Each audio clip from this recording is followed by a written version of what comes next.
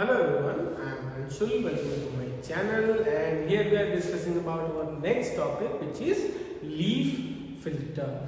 तो आज हम देखेंगे कि लीफ फिल्टर क्या होता है, कैसे काम करता है, किन चीज़ों से मिलकर बना होता है और किस टाइप के फिल्ट्रेशन में इसका हम उपयोग करते हैं।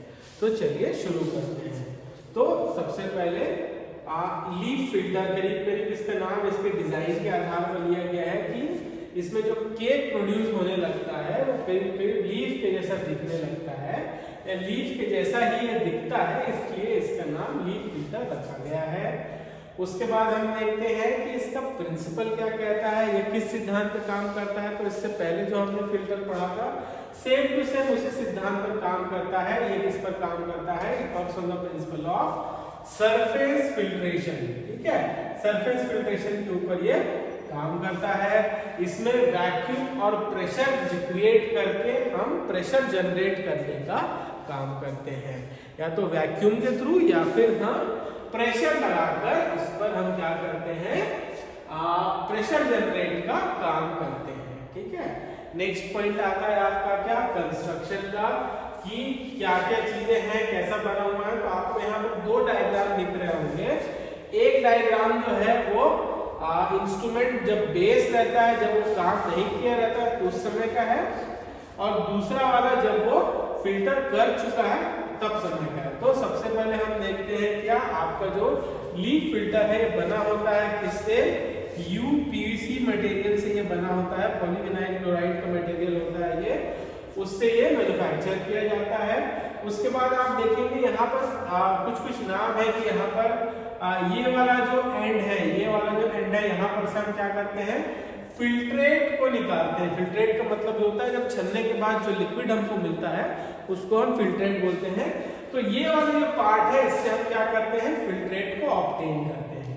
उसके बाद बोल रहा है यहाँ पर क्या, यहाँ पर जो एरिया है यहाँ पर हम क्या करते हैं, वैक्यूम पंप को लगाते हैं। यहाँ पर दिखाया नहीं है, सक्शन कर रहे हैं तो मतलब वैक्यूम पंप हमको लगाना पड़ेगा जो सक करने का काम करेगा। उसके बाद ये वाला जो पाइप है जो आपको एम्प्टी कैनाल दिख रहा है, इसको बोलते हैं अपन ड्रेनेज कैनाल, जो कि लॉन्गिट्यूडिनल होता है, मतलब कि लंबवत जो है वो इंस्ट्रूमेंट के साथ लगा होता है। ठीक है, इसके अलावा यहाँ पर एक फ्रेम है, आर्किटेक्चर है जिसमें कैनाल कनेक्टेड है। अब ये फ्रेम चाहे तो सर्कुलर है, सर्कुलर की जगह आप उसको अगर टोटल राउंड चाहते तो राउंड हो सकता था, या क्यूब के शेप में चाहते तो क्यूब के शेप में हो सकता था। ठीक है, या स्क्वायर के शेप में चाहते तो स्क्वायर के शेप में हो सकता था। मतलब इस फ्रेम का जो शेप है वो डिफरेंट शेप हो सकता है। ठीक है, उसके बाद है यहाँ पर आपके क्या, फिल्टर क्लॉथ बने हुए हैं यहाँ पर। ठीक है, फिल्टर क्लॉथ लगा हुआ है, ये वाला जो पार्ट है वो फिल्टर क्लॉथ है।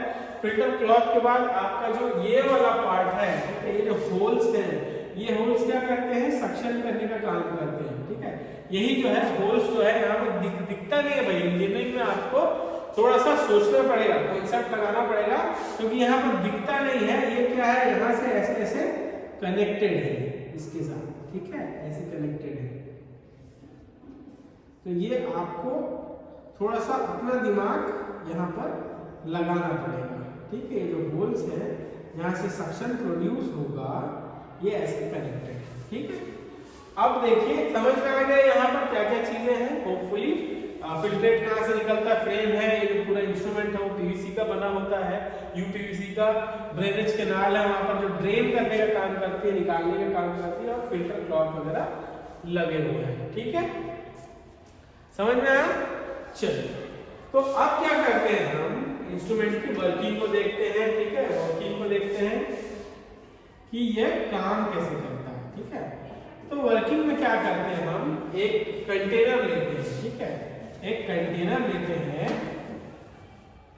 ठीक है, जिस कंटेनर में क्या किया है हमने, पहले से जो है स्लरी यहाँ पर मौजूद है। स्लरी क्या होती है आपकी, जिसमें सॉलिड पार्टिकल्स लिक्विड में मिक्स होते हैं, यहाँ पर इसको सस्पेंशन भी बोल सकते हैं। ठीक है, तो यहाँ पर क्या करते हैं हम, ये जो कंटेनर है इसको यहाँ हम इसके अंदर लगा देते हैं, मतलब कि इसको उठाना है और इस स्लरी वाले कंटेनर के अंदर डालना है। ठीक है, अब यहाँ देखते हैं कि हमने क्या किया, एक कंटेनर में इस इंस्ट्रूमेंट को लगा दिया, ठीक है। अब यहाँ क्या है, इसको मिटा रहा हूँ नाम अपना। यहाँ क्या है, लिक्विड भरा हुआ है और सॉलिड के पार्टिकल्स भी यहाँ पर मौजूद है, ठीक है। अब क्या होता है, यहाँ पर जब हम सक्शन से वैक्यूम पंप का बटन स्विच ऑन करते हैं तो क्या होता है, यहाँ से सक्शन क्रिएट होता है, ठीक है। सक्शन क्रिएट होता है मतलब ये ऐसे में दिखा रहा हूँ, पर ये वापस अपनी तरफ इस डायरेक्शन में ये अपवर्ड मूवमेंट करता है। कौन, आपके लिक्विड को अपवर्ड मूवमेंट कराने का काम करता है, ठीक है। तो यहाँ पर अब यहाँ पर भी देखो, अब यहाँ से लिक्विड अगर जाएगा, अब क्या ये डूबा हुआ है पानी और सॉलिड के मिक्सचर में। अब यहाँ पर होल से अपन ने बटन ऑन किया, सक्शन ऑन हुआ, तो क्या किया, जो वाटर और जो स्लरी है ये इस होल की तरफ आने लगी। तो जो वाटरी सब्सटेंस था वो तो यहाँ से पास हो गया, ठीक है, पर जो सॉलिड सब्सटेंस थे वो यहाँ पर केक फॉर्म करने लगे। ये जो भरा हुआ हिस्सा दिख रहा है ना, ये आपका सॉलिड सब्सटेंस का केक है, ठीक है।